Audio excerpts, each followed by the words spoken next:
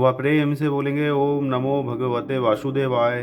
देखिए मित्रों, भागवत रहस्य का पाठ कर रहे हैं। इसमें डोंगरे जी महाराज ने बहुत सुंदर तरह से श्रीमद् भागवत जी पे अपनी कथा कही है। उसी कड़ी में देखिए चौथा स्कंद है आज के वीडियो में। चौथे स्कंद में देखिए पहला अध्याय है क्रियात्मक ज्ञान की आवश्यकता, 4 पुरुषार्थ एवं 7 शुद्धियां। देखिए तृतीय स्कंद में सर्ग लीला है और इस चौथे स्कंद में विसर्ग लीला है। पुरुषार्थ 4 है, धर्म, अर्थ, काम और मोक्ष। अतः चौथे स्कंद में 4 प्रकरण हैं, धर्म, अर्थ, काम और मोक्ष। धर्म प्रकरण में 7 अध्याय हैं। इन 7 प्रकार की शुद्धि होने पर धर्म की सिद्धि होती है, जैसे देश शुद्धि, काल शुद्धि, मंत्र शुद्धि, देह शुद्धि, विचार शुद्धि, इंद्रिय शुद्धि और द्रव्य शुद्धि। अर्थ क्या है? इस प्रकरण में 5 अध्याय हैं जो ये बताते हैं कि अर्थ की प्राप्ति 5 साधनों से होती है। अर्थ की प्राप्ति के 5 साधन कौन कौन से हैं? माता पिता का आशीर्वाद, गुरु कृपा और उद्यम, प्रारब्ध और प्रभु कृपा। इन 5 प्रकार के साधनों से ध्रुव को अर्थ की प्राप्ति हुई। यहाँ पे देखिए धर्म और अर्थ देख लिया। आप देखिए काम। काम क्या है? इस प्रकरण में 11 अध्याय हैं। यह अध्याय ये बताते हैं कि काम इंद्रियों में बसा हुआ है। 5 ज्ञानेंद्रियां हैं, 5 कर्मेंद्रियां हैं और 11 मन हैं। इन ठिकानों में काम बसा हुआ है। काम मरेगा तो भगवान राम मिलेंगे। अब देखिए चौथा क्या है? मोक्ष। यानी हमने धर्म के विषय में जाना, अर्थ के विषय में जाना और काम के विषय में जाना, और अब चौथा है मोक्ष के विषय में। मोक्ष क्या है? महाराज जी बताते हैं कि इस प्रकरण के 8 अध्याय हैं। महाप्रभु जी ने कहा है कि प्रकृति के 8 प्रकार हैं, पृथ्वी, जल, अग्नि, वायु, आकाश, मन, बुद्धि और अहंकार। इस अष्टधा प्रकृति को जो काबू में रखता है उसे मोक्ष मिलता है। जो अष्टधा प्रकृति के बंधन से मुक्त होता है वह कृतार्थ होता है। प्रकृति पर विजय पाने वाले को मुक्ति मिलती है। पृथ्वी, जल, आकाश, वायु, तेज, मन, बुद्धि और अहंकार को काबू में रखो। प्रकृति का अर्थ है स्वभाव। इस प्रकार से यह अध्याय है। फिर देखिए अगला अध्याय जो है वह है स्वयंभुक मनु की कन्याओं के वंश का वर्णन आता है। देखिए मैत्रेय जी कहते हैं कि मनु भगवान के यहाँ 3 कन्याएं हुई, एक अपूर्ति, दूसरी देवहूति और तीसरी प्रसूति। देवहूति की शादी कर्दम्य के साथ हुई थी। उनकी 9 कन्याएं हुई थी। उन 9 कन्याओं का विवाह 9 ब्रह्म ऋषियों के साथ हुआ था। प्रसूति का विवाह दक्ष प्रजापति के साथ हुआ था। ये सब कथा कह चुके हैं। अब इन कर्दम्य की कन्याओं के वंश का वर्णन करता हूँ। मरीचि और कला के यहाँ कश्यप और पूर्णिमा नाम के 2 पुत्र पैदा हुए। अत्रि की पत्नी अनुसूया के यहाँ दत्तात्रेय, दुर्वासा और चंद्रमा नाम के 3 पुत्र हुए। वे अनुक्रम से विष्णु, शंकर और ब्रह्मा जी के अंश से उत्पन्न हुए थे। विदुर जी पूछते हैं कि इन सर्वश्रेष्ठ देवों ने अत्रि मुनि के यहाँ क्या करने की इच्छा से अवतार लिया था, ये कथा कही है। मैत्रेय जी कहते हैं कि दत्तात्रेय अत्रि के घर आए हैं। पुरुष यदि अत्रि जैसा तपस्वी बने और स्त्री अनुसूया जैसी तपस्विनी बने तो आज भी उनके घर भगवान दत्तात्रेय आने को तैयार हैं। ना अत्रि वह अत्रि, यानी सत्व, रज और तम, इन तीनों गुणों का जो नाश करे और निर्गुणी बने वही अत्रि है। सत्व, रज और तम, इन तीनों में जीव मिल गया है। इन 3 गुणों से जीव को अलग होना चाहिए। तर्जनी अंगुली जीव भाव बताती है, अभिमान बताती है। जीव में अभिमान प्रधान है। 5वीं अंगुली सत्वगुण है। अंगूठा ब्रह्म है। इसलिए पुष्टि संप्रदाय में प्रभु को तिलक अंगूठे से लगाया जाता है। वेद में ब्रह्मा का नेति कहकर वर्ण किया गया है। इस जीव और ब्रह्म का संबंध सतत होना चाहिए। इन 3 गुणों में जीव मिलता है और 3 गुणों को छोड़कर ब्रह्म संबंध है। जो त्रिगुणातीत ब्रह्म स्वरूप को प्राप्त हुआ है वह अत्रि है। अनुसूया महान पतिव्रता है। एक बार देवर्षि नारद कैलाश में पधारे। शंकर समाधि में थे। पार्वती पूजन कर रही थी। पार्वती जी ने नारद जी को प्रसाद दिया।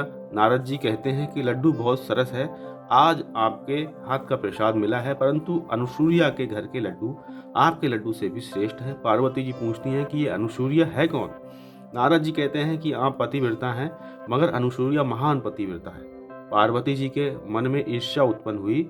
अनुसूया मुझसे भी बढ़कर है। श्री शंकर जब समाधि से जागे तो पार्वती जी ने बंधन किया। घर के आदमी बहुत बंधन करें तो समझ लेना कि गड्ढे में उतरने की तैयारी है। शंकर जी ने पूछा कि देवी क्या बात है? पार्वती जी ने कहा कि किसी भी प्रकार से अनुसूया का पतिव्रत भंग हो ऐसा करो। शिव जी कहते हैं जो दूसरों का बुरा करने की इच्छा करता है उसका भी बुरा होता है, इसमें कल्याण नहीं है देवी, परंतु तुम्हारी इच्छा है तो प्रयत्न करूंगा। नारद जी बैकुंठ में भी पहुंच गए, लक्ष्मी जी से मिले। उन्होंने नारद जी से पूछा कि आज आप इतने आनंद में क्यों हैं। नारद जी कहते हैं कि बैकुंठ की महिमा तो पहले थी, परंतु अब तो अनुसूया के आश्रम के सिवा कहीं भी जाने की इच्छा नहीं होती। मैं उनके आश्रम में से आ रहा हूँ, अति आनंद में हूँ। लक्ष्मी जी पूछती हैं कि अनुसूया है कौन। नारद जी कहते हैं कि वह तो महान पतिव्रता है। लक्ष्मी जी ने विष्णु जी से कहा कि आप कुछ ऐसा करें जिससे अनुसूया का पातिव्रत भंग हो। पार्वती जी का अर्थ है बुद्धि और विद्या में तो मत्सर है। लक्ष्मी जी का अर्थ है दिव्य, द्रव्य में ईर्ष्या अर्थात असूया रहती है।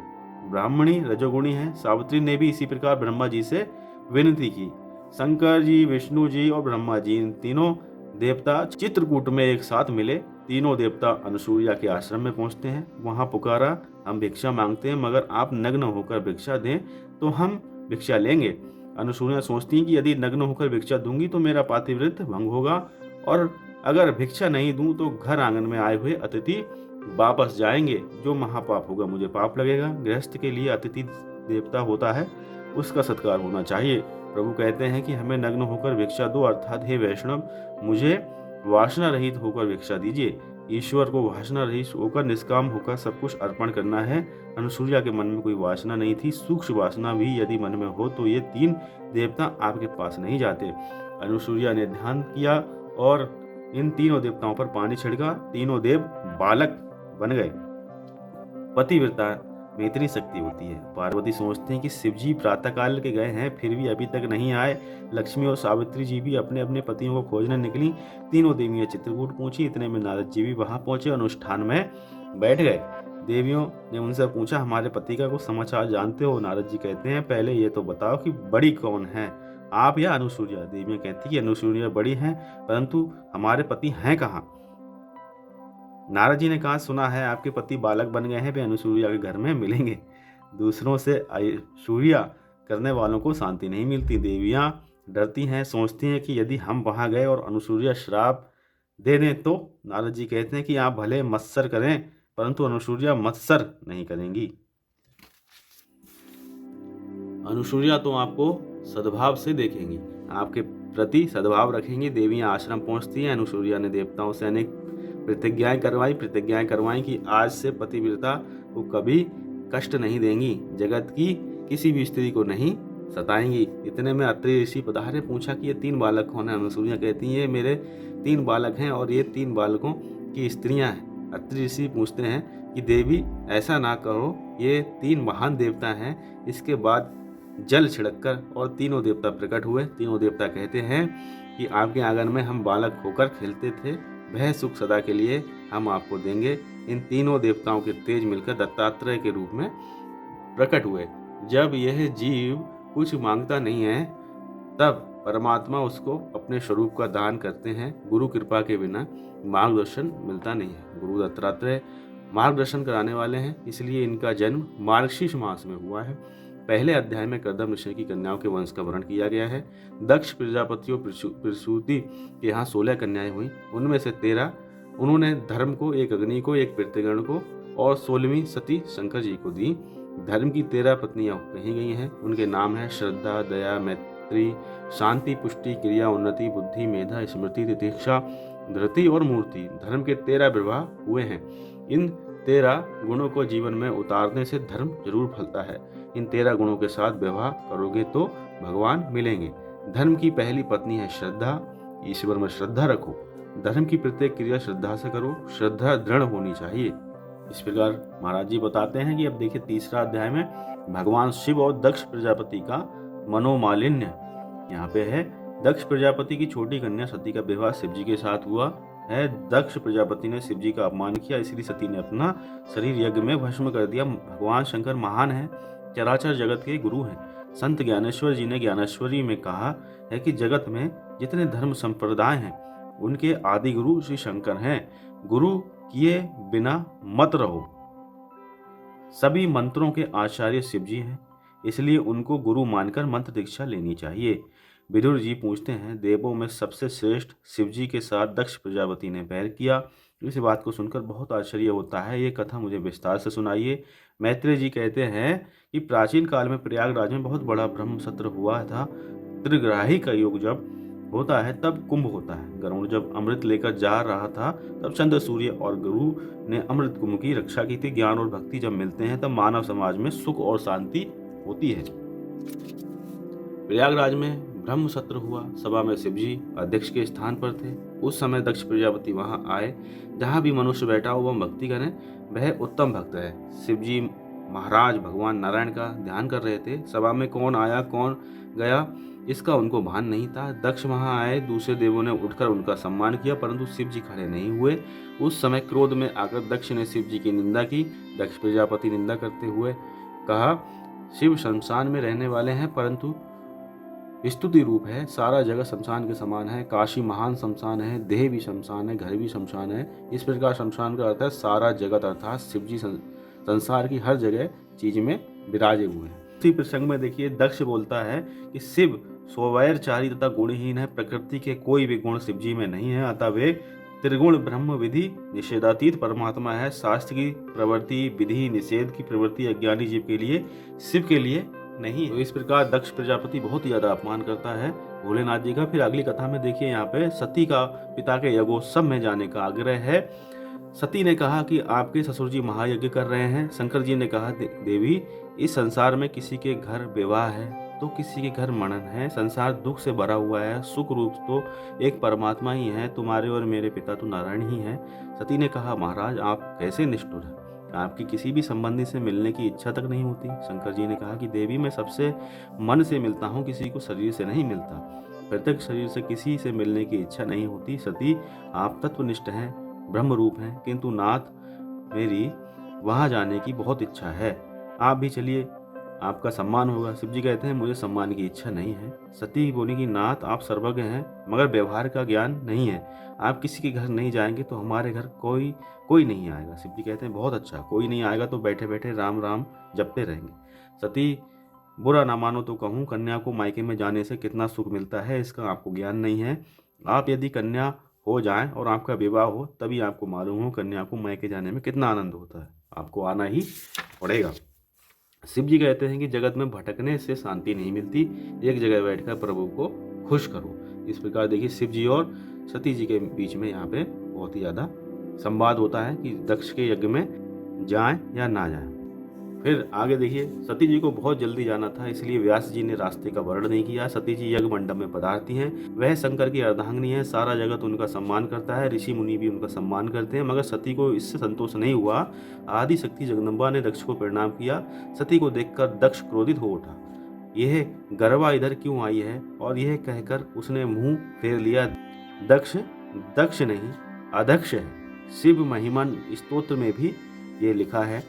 फिर देखिए सती सोचती है मेरे पिता मेरे सामने भी नहीं देखते, मेरी अब यहाँ रहने की इच्छा नहीं है, मैं घर जाऊंगी। शिव उदार हैं, वे मुझे स्वीकार करेंगे। माता सती यज्ञ मंडप में भ्रमण करती हैं। सब देवताओं की स्थापना की गई थी, केवल शिव जी की स्थापना नहीं की गई थी। सती ने देखा कि यज्ञ में सब देवताओं को भाग दिया गया है, परंतु शिव जी को नहीं दिया गया है। शिव जी के लिए आसन भी नहीं रखा गया है। आज ईशान दिशा खाली है।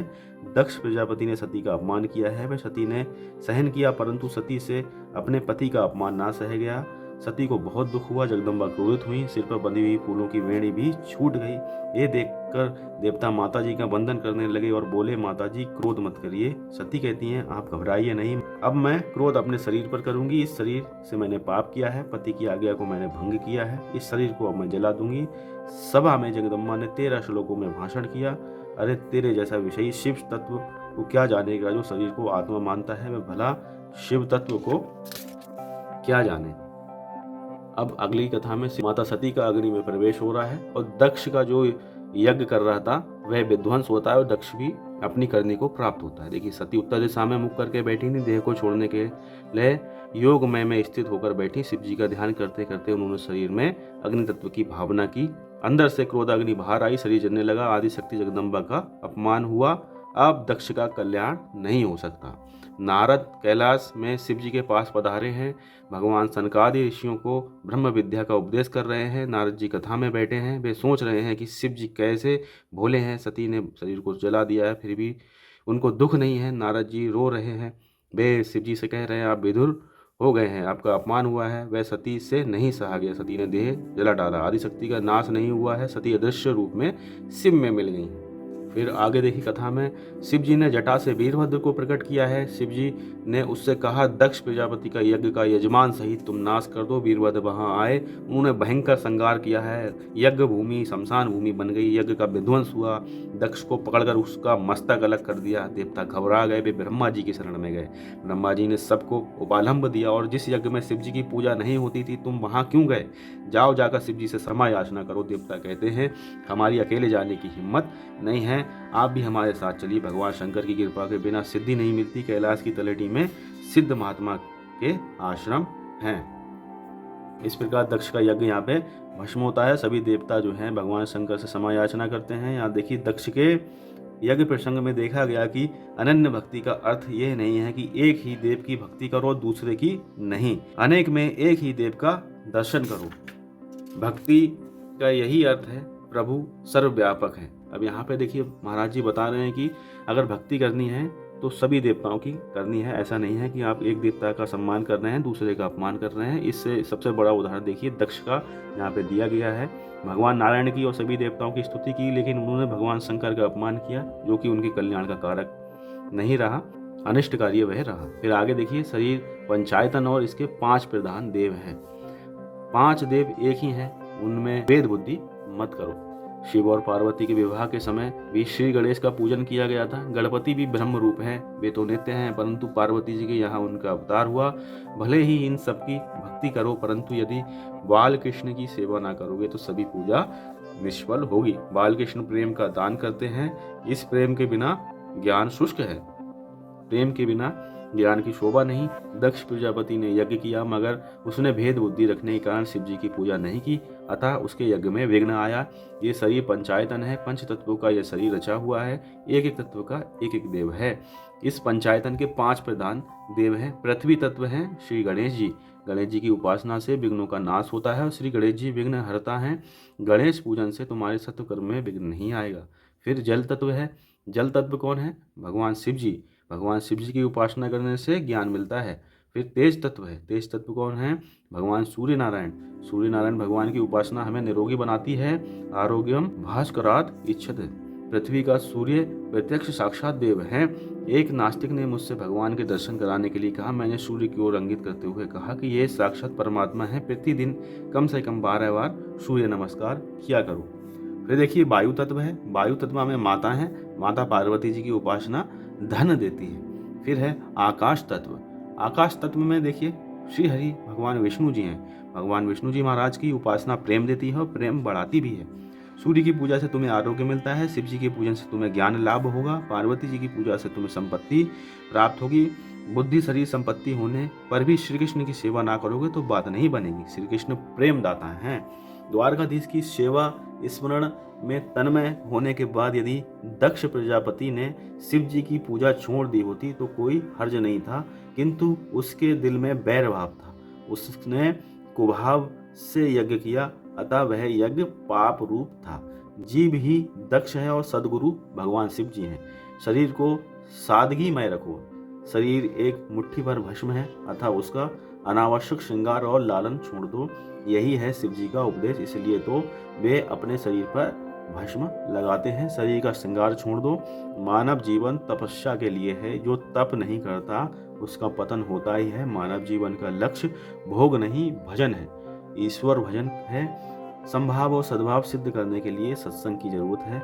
संभाव तब सिद्ध होता है जब हरेक जड़ चेतन की ओर ईश्वर की भावना जागे। तो यहाँ पर देखिए, बहुत सुंदर तरह से भगवान के विषय में यहाँ पे महाराज जी बता रहे हैं। फिर देखिए, यहाँ पे 7वां अध्याय आता है, ध्रुवाख्यान आ रहा है, यानी भगवान ध्रुव महाराज के विषय में यहाँ पे कथा है। देखिए, मैत्रेय जी ने मनु महाराज की 3 कन्याओं के वंश का वर्णन किया।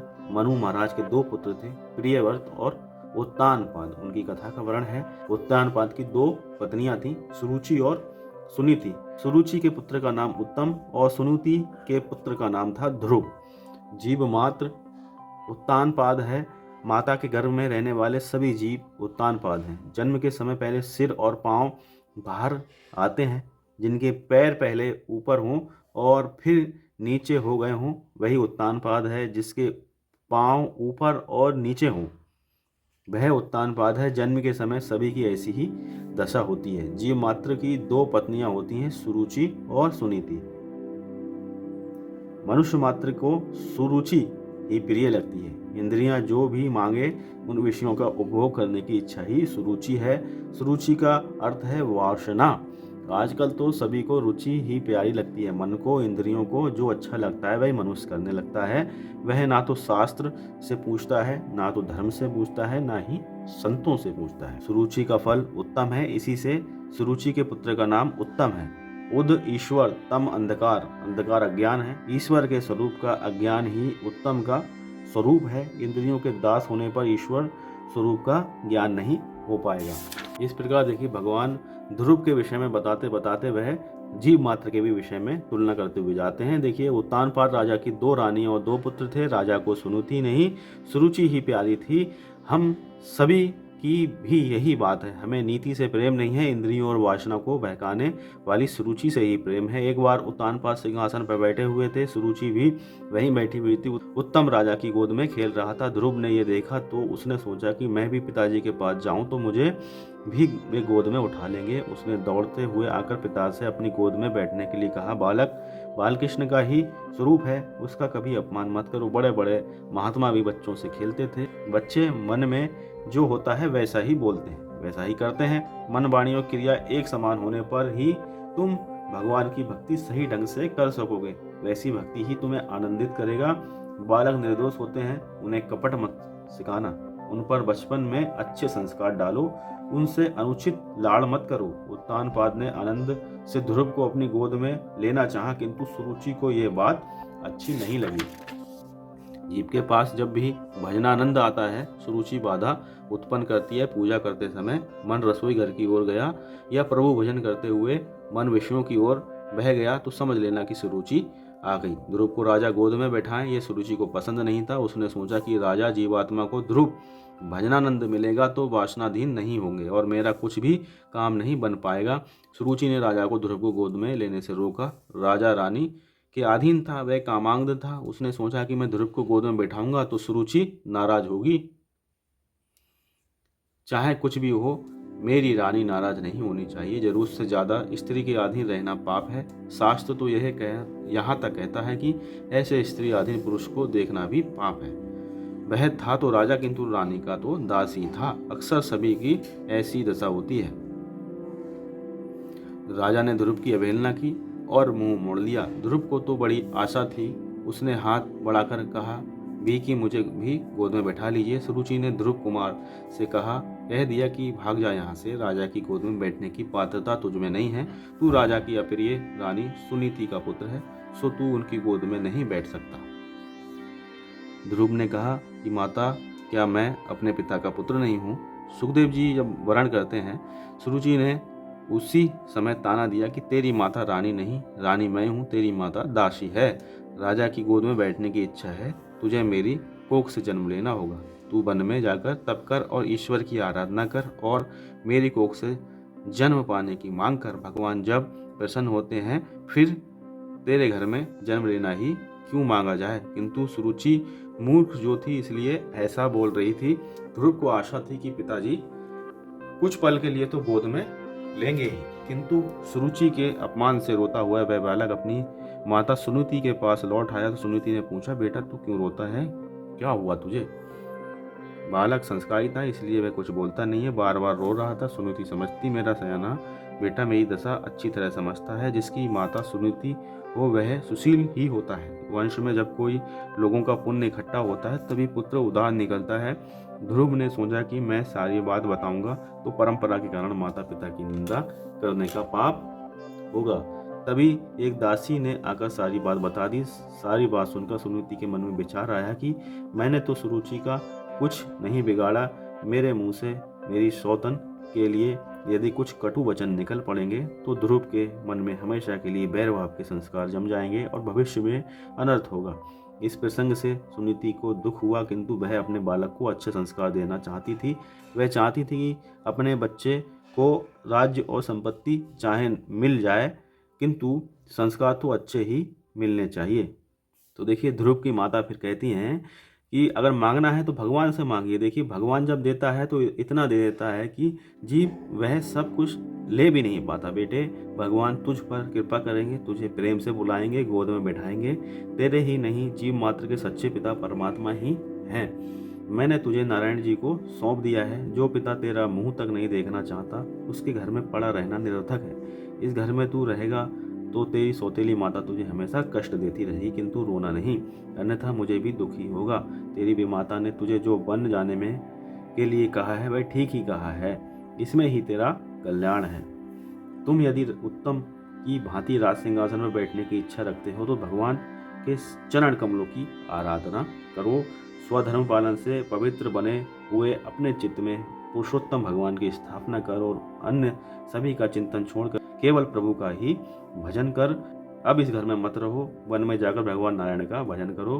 तो ध्रुव ने माता से कहा कि विमाता ने हम दोनों का अपमान किया है। इस घर में ना तो मेरा सम्मान है ना तो तेरा। क्यों ना हम दोनों ही वन में जाकर प्रभु का भजन करें। सुनीति ने इस प्रकार कहा कि बेटे, मैं तो स्त्री हूँ, मेरे पिता ने तेरे पिता को मेरा दान किया है, मुझे उनकी ही आज्ञा में रहना है। चाहे मेरा पति मेरा अपमान क्यों ना करे, मुझसे पति का त्याग ना हो सकेगा। तू स्वतंत्र है, मैं परतंत्र हूँ। मुझे तो मेरी सौत की भी, जो कि मेरे पति की प्रिय पत्नी है, सेवा करती है। मैं तुझे अकेला तो नहीं भेज रही हूँ, तेरे साथ मेरा आशीर्वाद भी है। परमात्मा तुझे अपनी गोद में बिठाएंगे। जब तू मेरे घर में था उसी समय जिन्होंने तेरी रक्षा की थी, वह वन में भी तेरी रक्षा करेंगे। अतः तू वन में जा और परमात्मा की वहाँ आराधना कर। मेरे नारायण तुझे अपनी बाहों में समा लेंगे।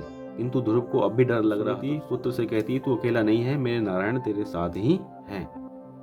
तो यहाँ पे देखिए ध्रुव की माता कह रही कि वन में जाके तपस्या करो और भगवान नारायण की तुम्हें गोद की प्राप्ति होगी। इसी बीच देखिए ध्रुव अपनी सौतेली माँ से भी यहाँ पे आज्ञा लेने आते हैं। देखिए ध्रुव ने बताया कि माता, मैं वन में जा रहा हूँ, अतः आपसे आशीर्वाद लेने आया हूँ। एक पल के लिए तो सुरुचि का हृदय पिघला कि कैसा सयाना है ये, अपमानित होने पर भी मुझे प्रणाम कर रहा है, किंतु ये स्वभाव से दुष्ट थी और स्वभाव जल्दी सुधर नहीं पाता। उसने सोचा ध्रुव यहीं पर रहेगा तो उत्तम, यानी उसके सौतेले भाई के लिए राज्य में हिस्सा मांगेगा। अतः उसने ध्रुव से कह दिया कि ठीक है, वन में जा ही रहा है तो जा, मेरा आशीर्वाद तुझे है। फिर देखिए ध्रुव जी वन की तरफ प्रस्थान करते हैं। रास्ते में नारद जी मिलते हैं। नारद जी पूछ रहे हैं कि बेटे तू कहाँ जा रहा है।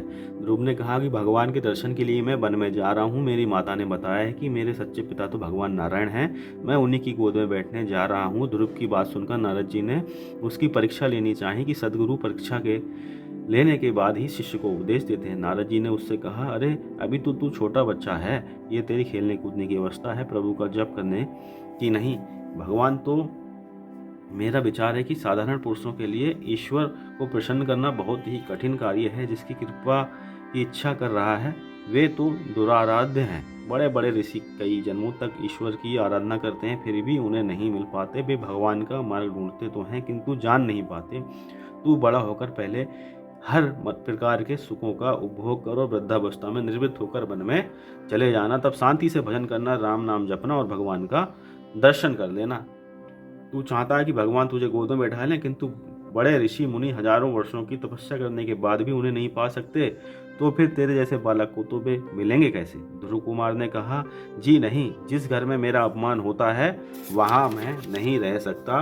अपने पिता के राज सिंहासन पर ना बैठने का मैंने निश्चय किया है। इसी जन्म में प्रभु के दर्शन का भी निश्चय है। गुरुजी आप मार्गदर्शन करें। ध्रुव का अटल निश्चय देखकर नारद जी ने कहा कि जो व्यक्ति अपना कल्याण चाहता हो, धर्म अर्थ काम और मोक्ष प्राप्ति करना चाहता है, तो उसके लिए एकमात्र साधन है श्री हरि भगवान नारायण की चरणों की सेवा करे।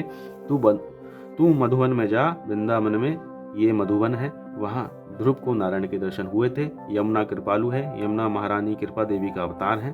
भागवत में कुछ ऐसे स्थानों का निर्देश है जहाँ परमात्मा अखंड रूप से विराजते हैं। मधुवन में, श्रीरंगम आदि में। श्रीरंगम में अनंत शयनम पदम नाभम है। द्वारका में भी भगवान विराजते हैं, उन्होंने द्वारका त्यागी नहीं है। वो डांडा की भक्ति अनन्य थी, अंततः उनका एक स्वरूप डकोर आया है। इस प्रकार देखिए ध्रुव तपस्या करते हैं, एक मंत्र उनको दिया, ओम नमो भगवते वासुदेवाय। इस मंत्र का देखिए ध्रुव जाप करते हैं, फिर निरंतर जाप करते हैं। ध्रुव की तपस्या से प्रभावित होकर देवगण ने नारायण से प्रार्थना की कि आप ध्रुव कुमार को शीघ्र दर्शन दीजिए। तो भगवान ने देवों से कहा कि मैं ध्रुव को दर्शन देने नहीं, उसका दर्शन करने के लिए जा रहा हूँ। अब भगवान स्वयं ये बात कह रहे हैं, देखिए स्वयं भगवान को ध्रुव का दर्शन करने की इच्छा हुई। लिखा है मधुवनम मत्स्यदि दक्ष याग था। फिर देखिए आगे कथा में ध्रुव के समक्ष भगवान नारायण प्रकट हुए, किंतु ध्रुव ने आंखें नहीं खोली। भगवान ने सोचा इस तरह तो मैं कब तक खड़ा रहूंगा। ध्रुव के हृदय में जो तेजो में प्रकट स्वरूप था उसको प्रभु ने अंतर ध्यान कर दिया। अब ध्रुव जी व्यथित हो गए, सोचने लगे कि वह दिव्य स्वरूप कहाँ दृश्य हो गया। ध्रुव जी ने आंखें खोली तो सामने चतुर्भुज नारायण को देखा। अब तो ध्रुव जी मानो भगवान का दर्शन नहीं कर रहे थे, बल्कि उनकी रूप ज्योति को पी रहे थे। बहुत कुछ बोलने की इच्छा है, किंतु कैसे बोला जाए, क्योंकि अज्ञानी जो ठहरे। अपने शंख द्वारा भगवान ने बालक के गाल का स्पर्श किया और उसके मन में सरस्वती जागृत हुई। ध्रुव जी ने स्तुति की, प्रभु आप सर्वशक्ति संपन्न हैं, आप ही मेरे अंतःकरण में प्रवेश करके अपने तेज से मेरी सुषुप्त वाणी को चेतना युक्त करते हैं तथा मेरे हाथ पैर कान त्वचा आदि अन्य सभी इंद्रियों और प्राणों को चैतन्य कर देते हैं। ऐसे आप अंतर्यामी भगवान की मैं वंदना करता हूँ। मेरी बुद्धि में प्रविष्ट होकर उसे सत्कर्म की प्रेरणा देने वाले प्रभु का मैं बार बार वंदन करता हूँ। आपका कृतज्ञ आपको कैसे भूल सकता है। जो आपकी स्तुति नहीं करता वह सचमुच ही कृतज्ञ है। आप तो मनुष्य को जन्म मरण के चक्र से मुक्त कर देते हैं। आपको कामादि विषयों की इच्छा से भजने वाला मूर्ख है। आप तो कल्प वृक्ष हैं, फिर भी वे मूर्ख जन देहोपयोग के लिए ऐसे सुखों की इच्छा करते हैं कि जिन सुखों के कारण प्राणी को नरक लोक में जाना पड़ता है। जब आप कृपा करेंगे तभी ये जीव आपको पहचान सकता है। तो इस प्रकार ध्रुव भगवान के सामने कहते हैं कि प्रभु आपके दर्शन प्राप्त करने के पश्चात भी सच्चे ज्ञानी भक्तजन आपकी भक्ति छोड़ नहीं सकते। आपके दर्शन प्राप्त करने के पश्चात जो आपका स्मरण नहीं करता वह कृतज्ञ है। फिर ध्रुव से देखिए भगवान कह रहे हैं, ध्रुव से भगवान नारायण ने कहा कि तू कुछ कल्पों के लिए अपने राज्य का शासन कर ले, उसके पश्चात मैं तुझे अपने धाम ले चलूंगा। ध्रुव जी ने आशंका व्यक्त करते हुए कहा, मुझे अपने पूर्व जन्म की याद आ रही है। राजा रानी के दर्शन से मेरा मन विचलित हुआ था, अतः मुझे यह जन्म लेना पड़ा। इस बार राजा बना तो फिर रानियों की माया में फंस जाऊंगा और असावधान हो जाऊंगा। मैं राजा नहीं बनना चाहता। प्रभु ने कहा, तू चिंता ना कर, ऐसा कभी नहीं होगा। तेरी राजा बनने की इच्छा ना भी हो तो मैं तुझे राजा बना देखना चाहता हूँ। ये माया तुझे प्रभावित नहीं कर सकेगी। मेरा नियम है, जो मेरा पीछा करता है मैं भी उसी का पीछा करता हूँ। मैं तेरी रक्षा करूँगा।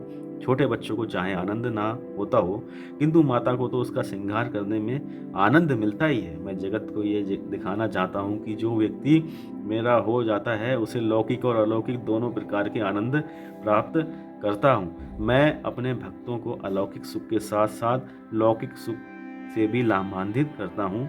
सबरी और मीरा जैसे अटल भक्ति भाव होने पर भगवान कहते हैं कि मैं रक्षा। इस प्रकार देखिए ध्रुव को भगवान की प्राप्ति होती है। भगवान उन्हें बहुत ही ज़्यादा स्नेह और लाड़ के साथ प्यार दुलार करते हैं।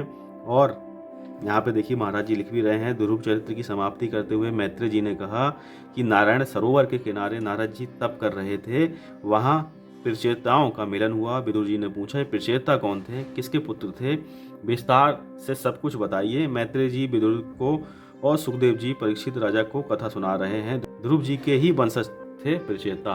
तो देखिए प्रचेता के विषय में अब आगे आपको सुनने को मिलेगा। ये देखिए अंगवेन एवं प्रथु चरित्र इस अध्याय में है। तो यहाँ पे देखिए ध्रुव के वंश में एक राजा हुआ था अंग के यहाँ हुआ वेन।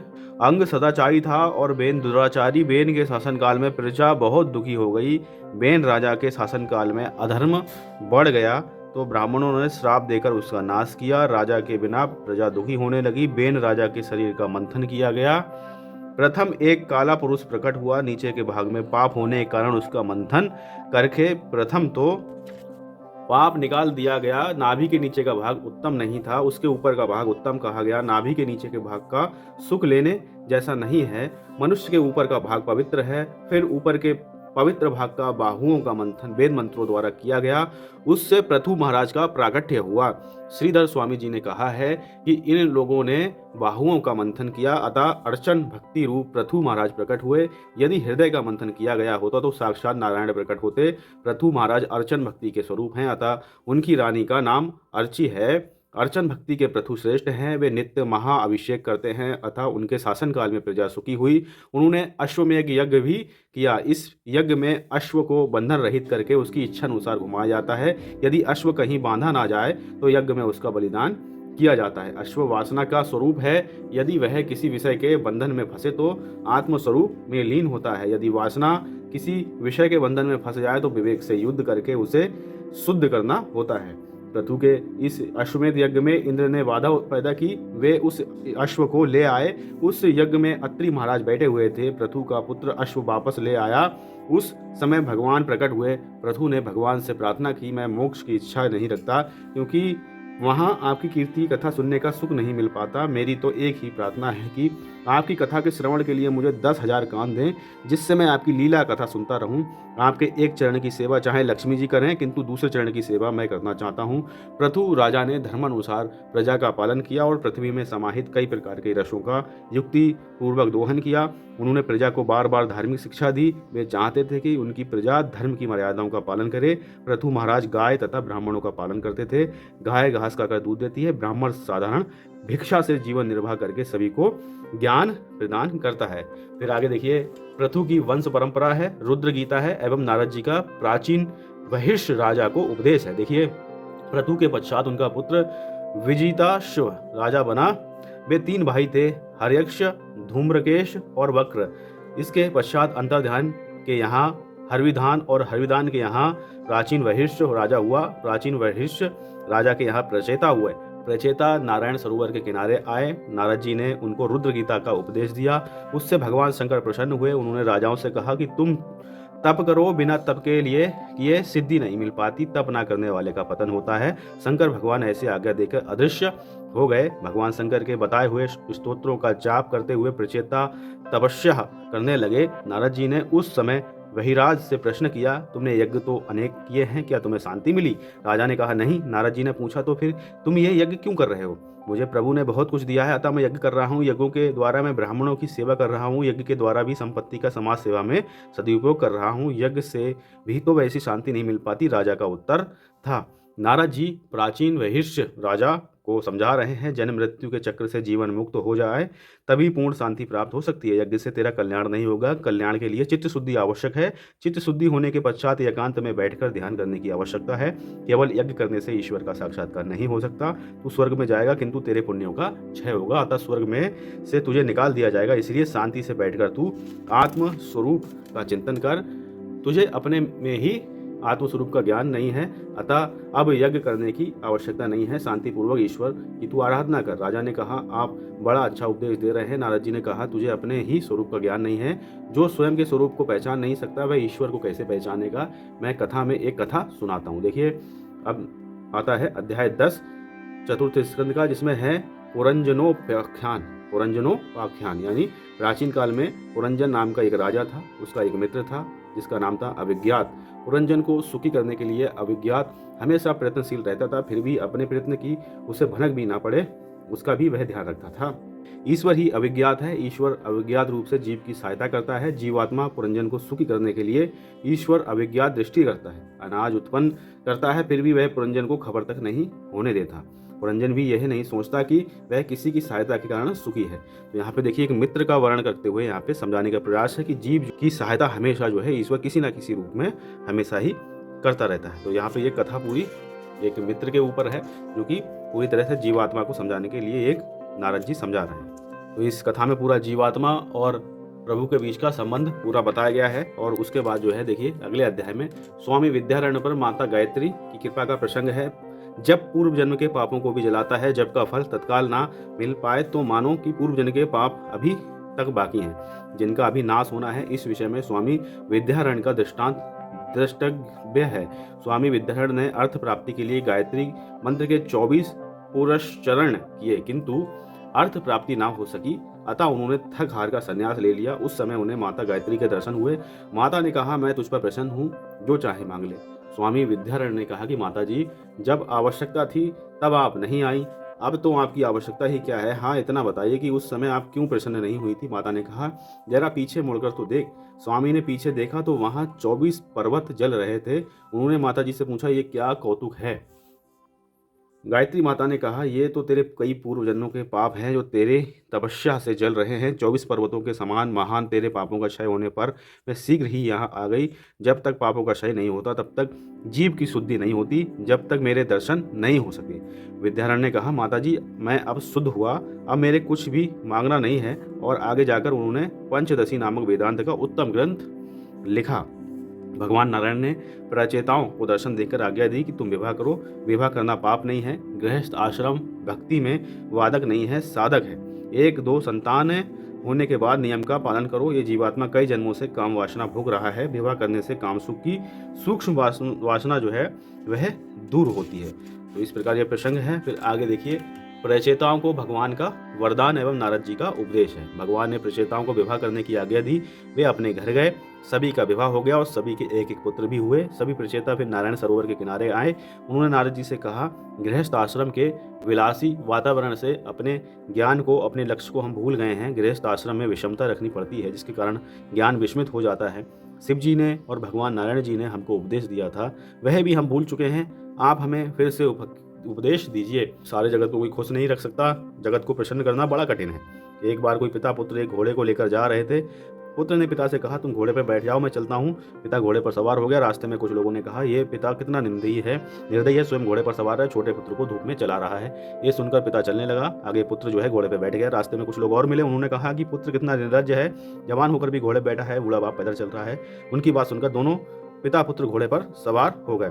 रास्ते में कुछ आदमियों ने कहा कि कितने निर्दयी लोग हैं, दोनों भैंसे जैसे हैं और छोटे से घोड़े पर सवार है, इतना भार तो बेचारा घोड़ा दब जाएगा। उनकी बात सुनकर पिता पुत्र दोनों पैदल चलने लगे। रास्ते में कुछ लोगों ने सुनाया, कितने मूर्ख हैं, साथ में घोड़ा है फिर भी पैदल चल रहे हैं, एक बैठा भी है और 2 बैठे तो भी निंदा, दोनों पैदल चलें तो भी कठी सुननी पड़े। जगत में कैसा व्यवहार रखें, कैसा बर्तन रखें, ये समझ में नहीं आता, किंतु परमात्मा को प्रसन्न करना इतना कठिन नहीं है। जो परमात्मा को प्रसन्न कर सकता है वह जगत को भी प्रसन्न कर सकता है। रामचंद्र जी कुटिल के साथ भी सरल व्यवहार करते थे, किंतु कृष्ण सरल के साथ सरल और कुटिल के साथ कुटिल व्यवहार करते थे। यह है इन दोनों के अवतारों की भिन्नता। जगत को तो श्री रामचंद्र जी महाराज भी प्रसन्न नहीं कर सके थे, लेकिन सामान्य मनुष्य तो कर ही क्या सकता है। समाज को राजा नहीं संत ही सुधार सकता है। रामदास स्वामी मन के बोध उपदेश देते हैं, बहु हिंडता साख्य होराण नाही। इसलिए जगत को खुश करने की वृत्ति और इच्छा छोड़कर ईश्वर को प्रसन्न करने क्या प्रयत्न करो। जीव मात्र के प्रति दया, जो कुछ भी मिले उसे संतुष्टि और सभी इंद्रियों का संयम, इन 3 उपायों से परमात्मा शीघ्र ही प्रसन्न होते हैं। सभी इंद्रियों को संयमित रखो, विषयों में उनको रमने ना दो। विदुर जी ने कहा, मैंने सुना कि उसका मुझे चिंतन करना है, मैं भी ईश्वर से विभिन्न हो गया हूँ, मैं ही पुरंजन हूँ। ऐसा सोचकर कथा का बार बार चिंतन करो। मैत्रेय जी ने विदुर जी को यह कथा सुनाई। विदुर जी को मुक्ति मिली। प्रचेताओं की कथा वक्ता और श्रोता के पापों को जलाती है। हरे राम राम राम हरे हरे, हरे कृष्ण कृष्ण कृष्ण हरे हरे। इस प्रकार से देखिए यहाँ पे श्रीमद् भागवत रहस्य की बहुत सुंदर देखिए यहाँ पे कथा का 4था स्कंद यहाँ पे समाप्त होता है। अगला स्कंद करेंगे ओम नमो भगवते वासुदेवाय, 5वां स्कंद।